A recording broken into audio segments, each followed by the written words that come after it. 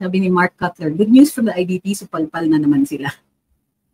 Ganito yun eh. Hindi kasi dapat surprising yan. Surprising pag hindi kumampi ang IDP sa Supreme Court. The IBP defends the judiciary, yan talagang trabaho nila. In fact, I was the spokes of the IBP when Chief Justice Corona was being impeached. At yun yung orders sa akin ng IBP governors is that traditionally the IBP defends the judiciary. So by the time na kinausap nila ako, pumasa na dun sa House. So impeached na si CJ, he was going to trial. Pero sabi nila, even under the least critical eye, may problema talaga yung ginawa ng House overnight. Now remember, that was Justice Corona. Ganun din, inulit nila nito ng si VP. Kaya pala, okay, naalala nyo, nung nag-file ng kaso si VP Inday sa Korte Suprema, ano yung criticism sa kanya? Ang sabi sa kanya is, kala ko ba bring it on, bakit ka nagpa-file ng kaso sa Korte Suprema? Kasi mali. Kasi mali yung ginawa ng House, nilapastangan siya. Ibig sabihin, that is VP Inday fighting back. The arena she chose was the Supreme Court. Hindi niya sinabing hindi siya magpa-file ng kaso. Hindi niya sinabing doon lang siya sa impeachment case na laban. Doon dinala niya yung laban sa Korte Suprema. And ito na nga, the Supreme Court saw the rationality, the reasonableness of her petition.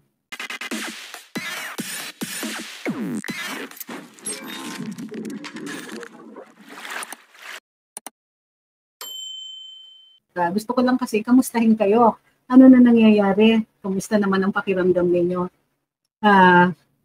Napansin po natin na parang umaandar ang Pangulo. So, ano ba yung mga dinalaw niya recently? Tingnan niya, yung mga bumaba ng konti yung self-rated poverty ng 1% lang. O, diba? Baka i-claim lang nga nila na napakalaki na ng contribution nila. Samantalang posibleng nagsisettle lang. Anibersaryo nga pala ngayon. Nakalimutan ko. Ngayon po ang anibersaryo ng pagpipirma ni ating Pangulong Rodrigo Duterte ng Free Tertiary Education Law. Ngayon, nung eleksyon, medyo naging issue ito. Kasi kiniklaim totoo naman, na si Bam Aquino ang isa sa nag-file ng bill na ito. Totoo naman yan. Pero ang una pong nag-file yan, kung hindi po ako nagkakamali, ay si Senator Pimentel. Bakit naipasa ito? Dahil ginawa ni former President Duterte na isa ito sa pillars ng kanyang programa. Free tertiary education, build, healthcare. No? Itong mga ito ay medyo matitindi itong mga ito. Tax reform pa pala yung pang-apat, hindi ko na-discuss. So bakit natin tinatalakay yan? Bukod sa ito po ang araw na ng anibersaryo ng free tertiary education, ito ay dahil may mga mag-a-attempt of course na i-revise yung naratiba. So, pero ang tunay na naratiba, kumbaga, ang nakita natin bilang mga mamamayan nung panahon ni Rodrigo Duterte, simple lang.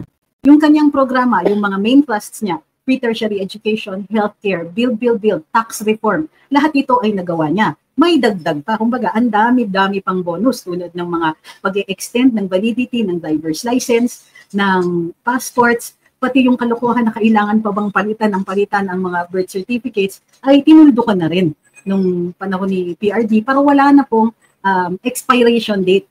Napansin niya kasi na parang pinagkakaperahan ng gobyerno ang taong bayan. There's nothing wrong kung may natatanggap na bayad ang gobyerno, pero kailangan may kaakibat na serbisyo. So kunwari, magbabayad ka ng fee para dun sa pag-imprenta ng iyong birth certificate, hindi naman gagawin dapat na may polisiya na babalik ka every 6 months para valid parati yung hawak mong birth certificate.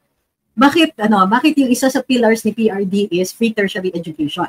Kasi kung mayroong makatapos ng kolehiyo sa isang pamilya, ang laki ng maiaahon sa kanila. You can bring a family out of a hand-to-mouth existence and one into which they can actually have savings or augment the income with a business, with a small business, and so on. Speaking of businesses, ginawang available din po ang small, micro, and medium-scale loans for agriculture ng Land Bank ng PRD administration at nilagay ito sa Land Bank. Isa ito doon sa mga biktima ng Maharlika Fund.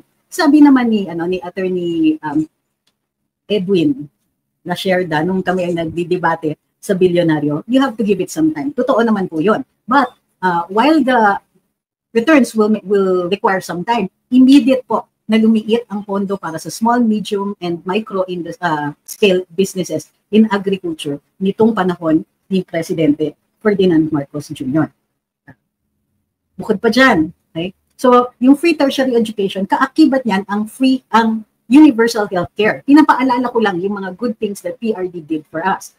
Yung universal healthcare, it's to prevent a family from falling into poverty. Kasi kunwari, sanay na ang isang pamilya, let's say wala silang savings, sakto lang ang kinikita. Or even if mayroon savings, one devastating illness alone can bring the family to its knees. Meaning, kids will not be able to go to school, kailangan magtrabaho kaagad to help the family get out of the debt that they will likely fall into kung wala silang health insurance or kung masyadong mahal ang medical care and health services dito sa Pilipinas.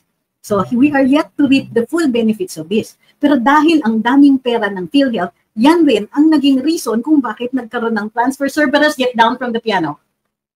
Sorry. Yun din po ang naging dahilan kung bakit napag-interesan ang PhilHealth. PRD was able to ensure that PhilHealth would have money para maraming nasiservisyohan. Marami yung nakakauwi na zero medical bills.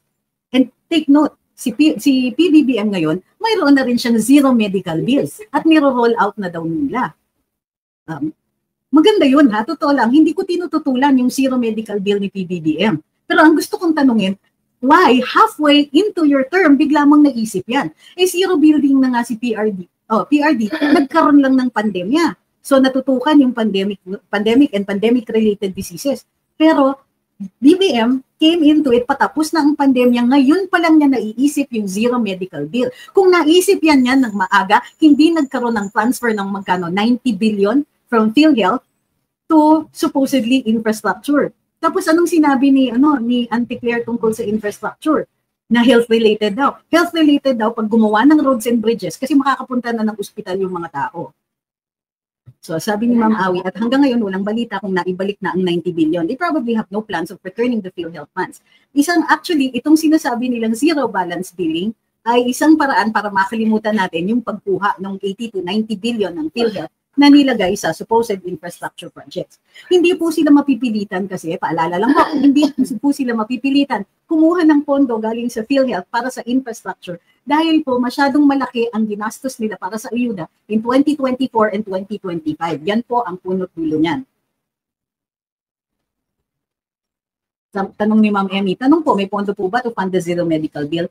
Hindi ko po nakikita yan kasi wala yan doon sa 2025 GAA. Hindi sila nagdagdag. And as a matter of fact, hindi ba ang reklamo ng mga petitioners noong 2025 dito sa petition sa Korte Suprema for the 2025 GAA, yung tinatawag natin na by-scam bill, at saka dun sa PhilHealth na petition na final ni na dating Justice Antonio Carpio, ang nirereklamo nila is bumaba ang pagpondo sa PhilHealth. Sabi ni Black and Green, for peace law, pinirmahan ni PRD, kahit si Delima ang author, ganyan, hindi politika ang gusto ni PRD, kundi more on service talaga. Sa panahon ni Pinoy, di niya naging batas yan. Correct. So, bukod pa dyan, kasama din yung 4Ps. Yung 4Ps, kasama din sa programa niya na puksain na ang poverty dito sa Pilipinas. Actually, halos lahat ng programa niya. Yung tax reform, tungo din yan sa pagbabasag ng poverty dito sa Pilipinas. Kasi tinatax natin dati ang income, any income, in excess of 20,000 pesos per year. Ibig sabihin lahat, kahit ang dukhang-dukha, would actually owe taxes. Yung income taxes. So, ginawang ni-rationalize yan on real values, based on real values, doon inakyat to 250,000 pesos per year. Kaya yung mga call center agents, nagkaroon ng malaking tax cut sa kanilang sweldo.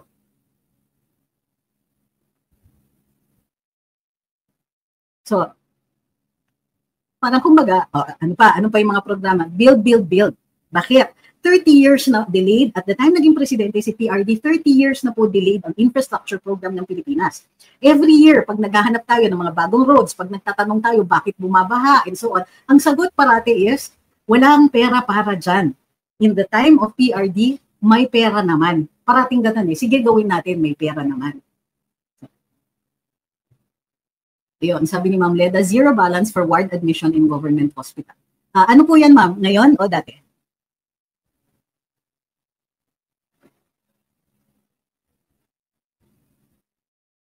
So bakit natin ginagawa? Okay, build, tax reform, healthcare, free tertiary education. So, yung apat na yan, apat lang ba? Build, tax reform, healthcare, free tertiary education. Mayroon pang iba, of course, things to make life easier for us. Pero ngayon, ano ang nakikita natin? Ang ating Pangulo ay he's playing catch-up. In-announce nung Enero na gagawin na daw yung supply and logistics system. Paalala lang natin kay Presidente na yung supply and logistics system, campaign promise po yan. Halfway into his term, sasabihin niya sa atin na, oh, by the way, ngayon, asikasuhin ko na yung mga pinangako ko. Pero in 2024 and 2025, when his colleagues, party mates, relatives in the House of Representatives decided na kailangan may 500 to 800 billion pesos ng ayuda, tapos itong 2025, meron pa rin silang 250 billion pesos in ayuda, ano nangyayari? Di ba? Does he have control over his own colleagues? Does he have control over his family and friends who are in the House of Representatives? Tandaan po natin, what happened to the President? Ayaw daw niya ng impeachment, nag-impeach. Ayaw daw niya, kailangan daw, serbisyo, unahin ng serbisyo. Anong ginawa? O sige, humataw sila ng humataw dyan sa ayuda. Sumama pa si Presidente, kasama pa siya dun sa pagbibigay ng mga dole-outs. Ay, nako. Pero hindi nyo ba napapansin, wala siyang sinasabi tungkol sa crime rate? Meron ba tayong narinig sa SONA? Parang hindi ko maalala. Pero hindi siya nabibigyan ng emphasis sa PRPR na ginagawa ng PCO ngayon. Meron ba kayong narinig?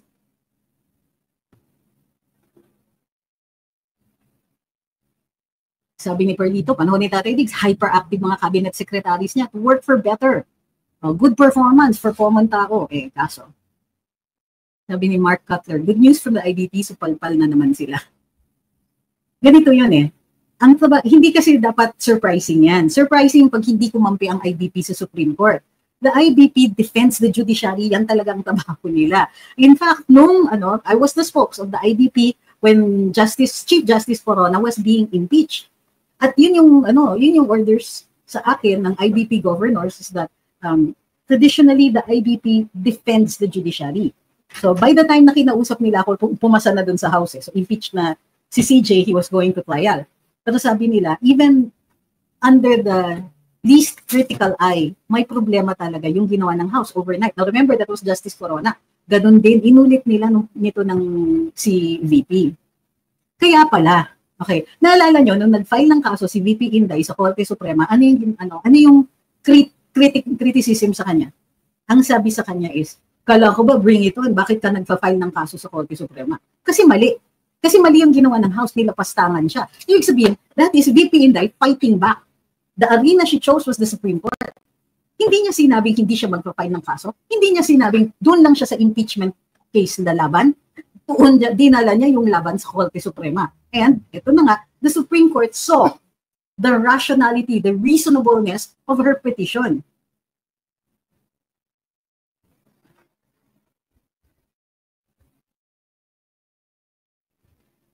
So, di ba?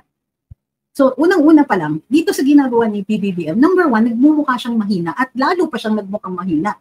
Mantakin mo, kung totoo ha, na mayroon siyang ibang manok at ang manok niya for speakership ay si Duke Frasco, congressman sa Cebu, asawa ng DOT secretary ni BBM. I have to not say anything beyond that.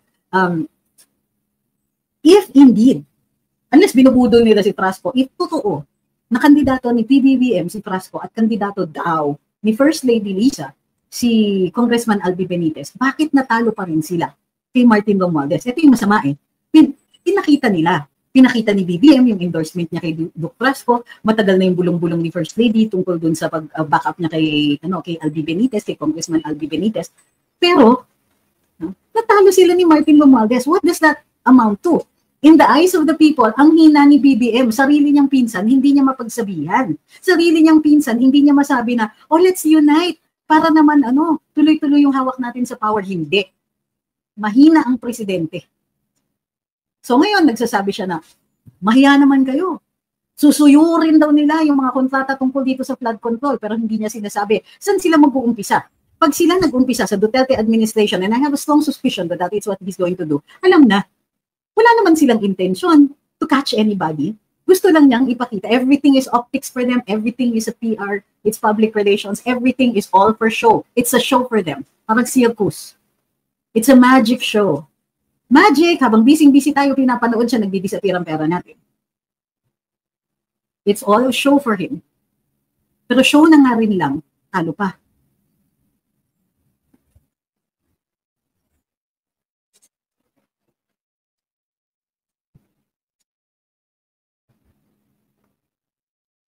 Quotient, sa panahon ni PRD, karamihan sa content ng mga vloggers ay mga projects na ginagawa. Ngayon, away politika na. Hindi natin maiiwasan yung away politika kasi political vloggers ang ibang mga sinusundan natin dito. So, ganun talaga, politika ang pag-uusapan. Pero kung mayroong mga nadadali dun sa mga kampihan within whatever camps and so on, ako, para sa akin, that should be expected.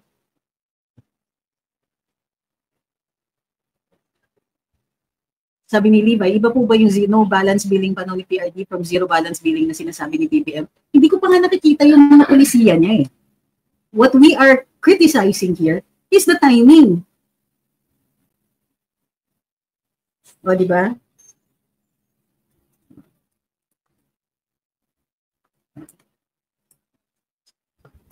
Natin.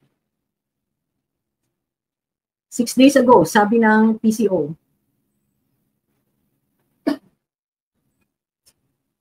tama sabi ni Ma'am Chris, good evening, na-realize na po nila na nung nakaraang election, hindi effective ang pinagmamalaki nilang ayuda. Hi kay Beth Conan, kay Grocery for Me, thank you very much po. Ba nawala?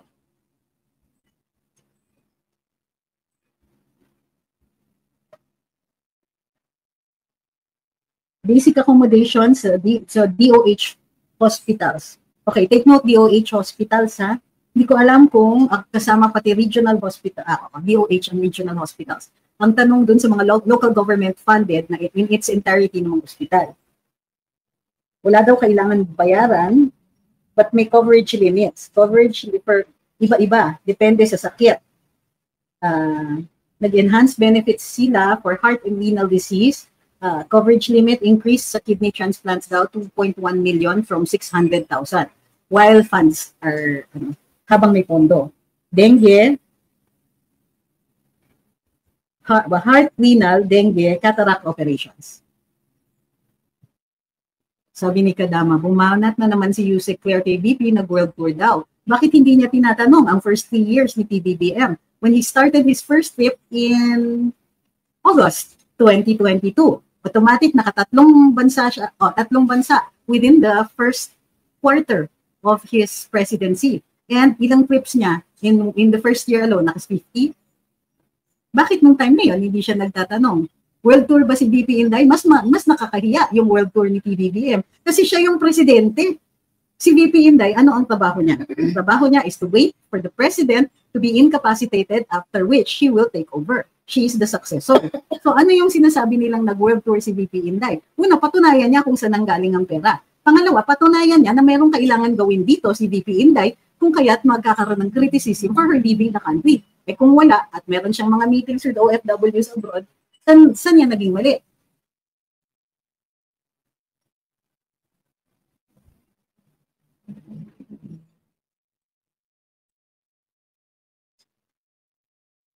Sabi ni William, dugay na free or no balance billing sa panahon pa ni Duterte.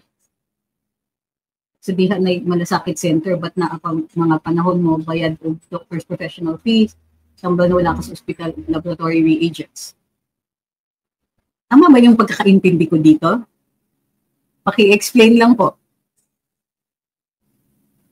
Sabi ni JR, kala ko resign na si Attack Dog, courtesy resignation po. Hindi naman natin nababalitaan na tinanggap. Hi kay Agent X44.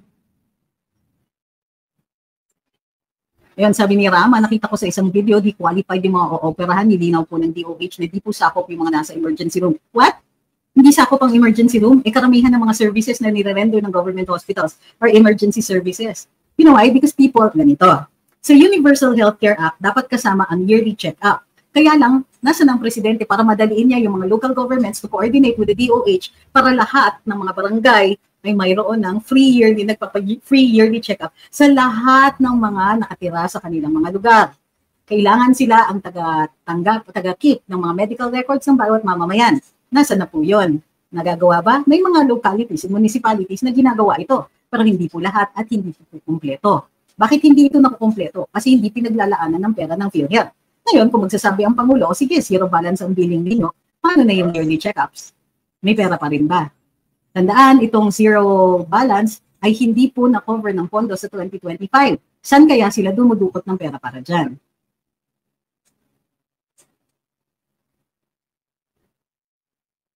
Sabi ni Carl, my father was confined in the hospital for a month with 7 dialysis sessions before he died. We got zero balance because of the Malasakit Center. That's Tatay Digong's time.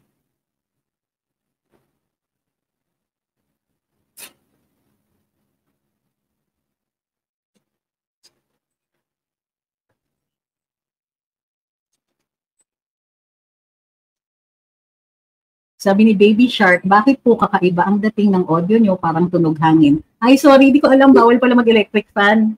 So, hindi nyo napansin ang init-init ng panahon? Or okay lang sa inyo? Siguro gusto ninyo matapos kagad yung live. Kasi pag pinatay ko yung electric fan, di na ako makakapag-live. May init na masyado. So, anong gusto ninyo? Decide. Dali lang po. Ito na ba?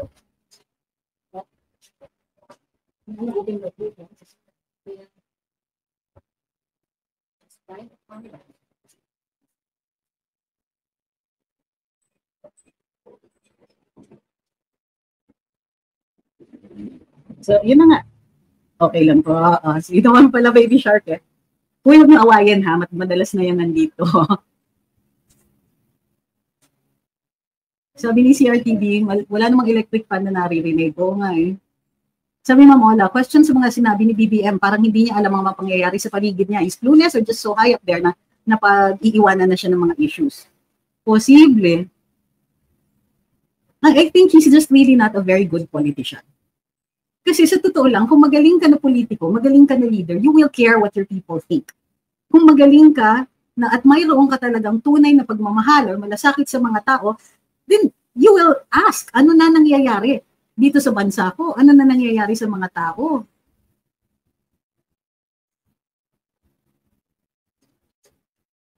Hi kay Wolf, ano po maging opinion nyo sa pagpapatuloy? Actually, sa impeachment. Actually, matagal na po natin tinalakay, maaga pa lang natalakay na po natin. Ang gusto kasi ng ilan mga senador magpapirma ng resolusyon at ipasa ito sa Senado sa pagpapatuloy ng impeachment trial laban kay BP Inday. Nagsabi naman, ganito, ang Senado hindi yan makakaandar ng iilan lang ang senador na may gusto niyan. It is a collegial body. Ibig sabihin, kailangan magkasundo or magkabotohan kung ang mayorya ay panig sa ganyan. At dahil hindi nag-convene ang impeachment court, kailangan lang dito ay simple majority para ituloy o hindi ituloy, para gumawa ng desisyon. Kung mabitin, kung kunwari it's a tie, it becomes status quo, meaning hindi yan matutuloy. Susunod sila dapat. Pero ang punto naman namin dito is, alam niyo Senado, hindi po kayo independent sa Saligang Batas ng Pilipinas. Sabi sa Saligang Batas, may power ang Korte Suprema mag-decide ng cases and controversies involving grave abuse of discretion. At dahil may power silang gawin yan, dapat sumailalim sila sa jurisdiction ng hukuman. Sabi ni Ma'am Chris, I work in a hospital at nakikita kong problema, hindi alam ng mga tao ang mga benepisyo na maaari nilang gamitin. Gaya ng konsulta na yakap na ngayon. Hindi nila alam na pwede nilang gamitin yan. Maski sa ER o OPD levels pa lang, mahina ang info dissemination. Bakit di nila ito gawing ads sa FB, sa YouTube, sa TV? Ba, malay ko sa mga ito. Di ba, yun na nga eh. Parati kasing nakatuto, lahat ng government communications dun lang sa head. Kay BBM lang talaga nakatuto. But nobody is taking care of the rest of government. Walang nagdidepensa sa administrasyon, dinidepensahan lang si BBM. Which means na kakaiba ang interpretation nila doon sa trabaho ng PCO. Is Abby there? No. Can you tell Chin to get the thermos? Sabi ni Pobreng Pinoy, we cannot afford a weak and lazy president na iwan na tayo ng Vietnam. Actually, oo. Pero ako, hindi ko na tinitignan yung competition eh. Hindi ko na tinitignan kung ano yung estado natin as compared to other countries. Dito pa lang sa sarili natin, bakit ang mahal ng bigas? Bakit ang mga farmers natin naghihirap? In spite of the high prices that we pay. Bakit hindi nila tayo inaalagaan? Bakit nag-slow down ang build? Bakit ang hihina ngayon ng mga government officials? Bakit nawala na yung pabahay? Bakit ang traffic? Bakit nagsuslow down lahat ng government services? Bakit tinatamad na naman ang mga kawani ng gobyerno?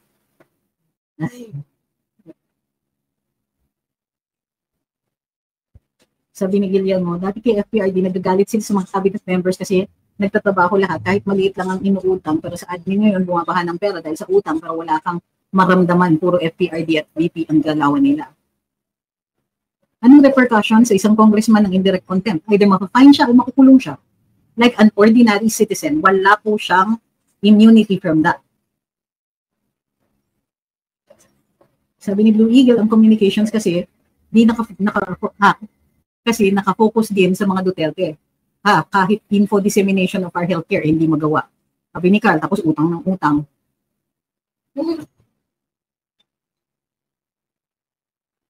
Hi kay Beeman, Duty.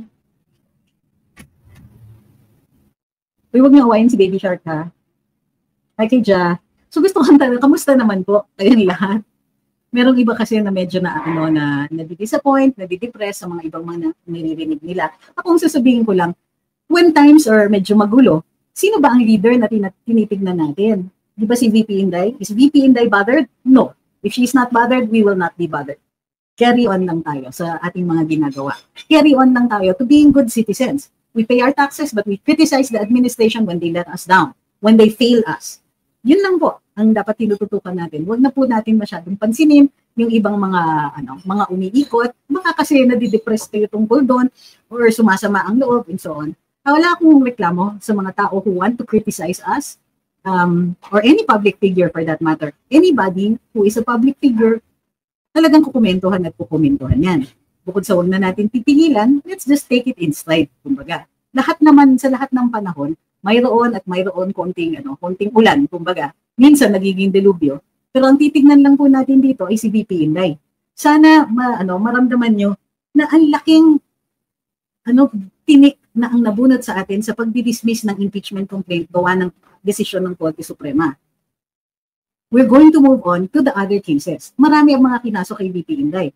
But at the moment, may isa siyang na-survive, we're on to the next. She must survive, by the way, until 2028. So tutukan din natin si VP Inday, but also look to her. Yung, simple lang naman yung guidance niya di ba? Huwag niyo daw sila masyadong problemahin. Yung mga problema nila, kaya pa nila so far. Humihingi sila ng tulong pagdating sa sa obligasyon natin bilang mga mamamayan na questionin yung administrasyon kapag ito ay hindi na gumagawa ng mga gawaing gobyerno. Kapag dinadaya nila tayo, pag mini-misuse nila yung pondo ng bayan, pag bukod sa hindi nila ginagamit ng tama, baka kung anik-anik pang naiisip nila. Sana rin po, unahin din natin kapag ang gobyernong ito ay lumalapastangan sa mga karapatan natin. So, hinga, VP Inday is in charge. She's okay. She's unbothered. Why should I be bothered?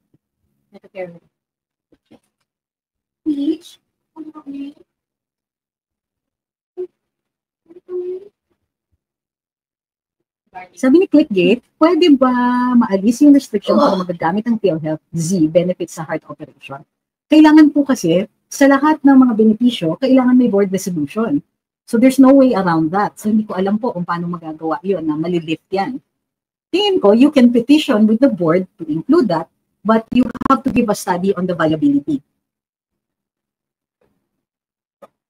Sabi ni Ma'am Zara, natatawa ako dun sa mga nanunumbat kay VP na hindi niya ginagawa ang trabaho niya. Kami din naman gusto ma-fulfill ni VP duties niya. Kaso may inutil na ayaw mag-giveaway, kaya no choice kundi mag-intay. Good point, Ma'am Zara. Gusto ko yan. Sabi ni Ma'am Rebecca, nalulungkot, walang balita kay PRD. I just take a minute to pray. Tandaan niyo po, nang tatawagan naman si PRD, remember, sinabi ni VP Inday, she can call him parang once in a while. So, kung mayroon siyang hindi ka nais-nais na balita, then magsasabi naman si VP Inday kung kailangan natin malaman. Hindi po kasi lahat ng mga bagay kailangan ipagsabi sa atin. Mayroong iba na sinasabi niya, hayaan nyo nang kami ang magpasan yan. O sige, Ma'am Inday, kumbaga, pasanin nyo yan. The rest, kami na ang bahala. Pero gusto ko sana makiusap and mananawagan ako VP Inday, pag di na kaya, tutulong kami. And she has asked naman in previous instances noon, maliliit lang na bagay na, uy, pwedeng pa-post, mga ganyan. So, okay lang. Diba? Kayang-kaya yan, ma'am. But if she should ever need more help from us, we should always be ready to do that.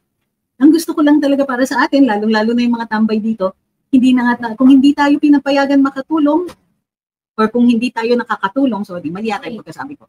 Kung hindi tayo makatulong ng diretsyo sa kanya, huwag naman tayong pabigat.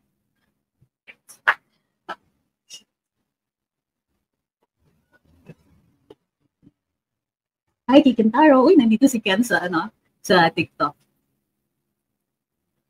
Sabi ni Belmar, ano po masasabi niyo sa mga attacks kay Attorney Kaufman? Di po kayo makaka-apekto sa defense. Well, ganito. First of all, any attorney-client relationship depends on the client. That's PRD, between Attorney Kaufman and PRD. Only PRD, possibly with some input from VP Inday, will be able to say na na kung nagtitiwala pa siya sa kanyang abogado. Now, lahat tayo, on the outside, may kalayaan tayo magsalita at magpahayag. Nasa sa atin na kung tayo ay magsasalita in such a way na makaka-apekto doon sa representation ni Attorney Kaufman. Personally, ayoko sana, lalo-lalo na with the people who are here, huwag po tayong sumali dun sa pagbabatikos ng isang abogado kasi ang nakakakita lang ng lahat yung client. So, posible rin naman, di ba? Meron namang times na yung mga nasa labas, may makikita. Enough na po yan na ipahayag, pero ibang usapan yung maninira, ibang usapan yung masama yung sinasabi, lalong-lalo na kung walang basihan ito. Hi, hindi si Eddie yan. So, kung sakaling umaabot sa ganon, huwag tayong sumali. Sabi ni JR, if you are neutral in situations of injustice, you have chosen the side of the oppressor. That's my view. You have to be specific.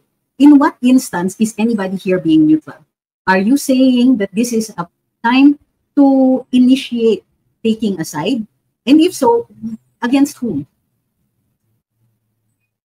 So, I would agree with that one when it comes to the politics because we have a right to this opinion. Do we have a right to an attorney-client relationship of a third party? We don't. Sabi ni Ma'am Christine, utang for vague things like climate resilience. And in the news today, flood control launch, so lame, after typhoon, in BBM there with signature looking photo of. Oo nga eh. My problem with BBM is that he doesn't, when he shows up in typhoon-devastated areas, wala siyang dala. I'm not saying na dapat siyang mag-distribute ng goods, no? Pero ang pangit nun, pupunta ka tapos titignan mo yung mga biktima, titignan mo yung mga inanod na bahay, tumitingin ka! And what if people are out there and they're looking at you also, ano yung nagtitinginan kayo? That's extremely awkward. Sabi ni Ma'am Mima, dapat maturuan ng leksyon yung mga naninira sa Korte Suprema. Actually, that lesson will be learned by everybody. I agree. Na pagka sumusobra na sila sa Korte Suprema, wag na. Diba? Kailangan talagang, may mga nagsasabi kailangan daw talagang sampulan. Para sa akin, gusto kong makita na may kaso because it will set a precedent. It will set the tone.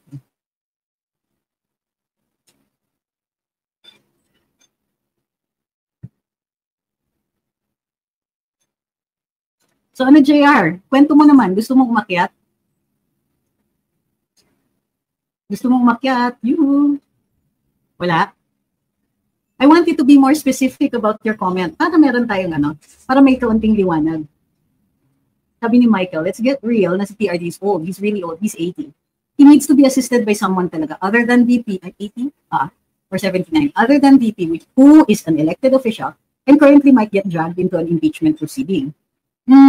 The VP only assists once in a while. So wala naman siya doon sa Hague ngayon. Nandito siya. So, assisted, I agree. Parati namang may family doon because that's the only way that they can help him. And then, of course, when it comes to the court, the only person that the former president needs is his lawyer.